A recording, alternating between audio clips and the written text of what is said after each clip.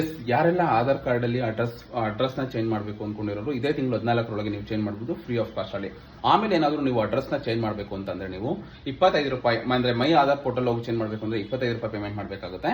ಅಥವಾ ನಿಯರ್ ಆಧಾರ್ ಕೇಂದ್ರಕ್ಕೆ ನೀವೇನಾದ್ರೂ ವಿಸಿಟ್ ಮಾಡಿದ್ರೆ 50 ರೂಪಾಯಿ ಕೊಡಬೇಕಾಗುತ್ತೆ. ಇಲ್ಲಿ ಇನ್ನೊಂದು ಏನು ಅಂದ್ರೆ ನೀವು ಆಧಾರ್ ಕೇಂದ್ರಕ್ಕೂ ವಿಸಿಟ್ ಕೊಟ್ಟರು ಅಲ್ಲಿ ತುಂಬಾ ಜನ ಇರ್ತಾರೆ, ಓಕೆನಾ, ನಿಮಗೆ ಡಿಲೇ ಆಗುತ್ತೆ.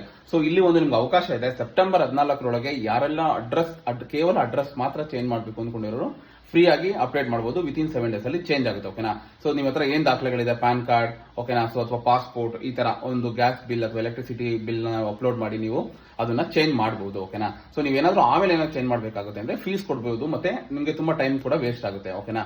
ಸೊ ಯಾರೆಲ್ಲ ಆಧಾರ್ ಅಡ್ರೆಸ್ ನ ಚೇಂಜ್ ಮಾಡಬೇಕು ಅನ್ಕೊಂಡಿರೋರು ಇದೇ ತಿಂಗಳು 14 ಫ್ರೀ ಆಗಿ ಚೇಂಜ್ ಮಾಡಿ.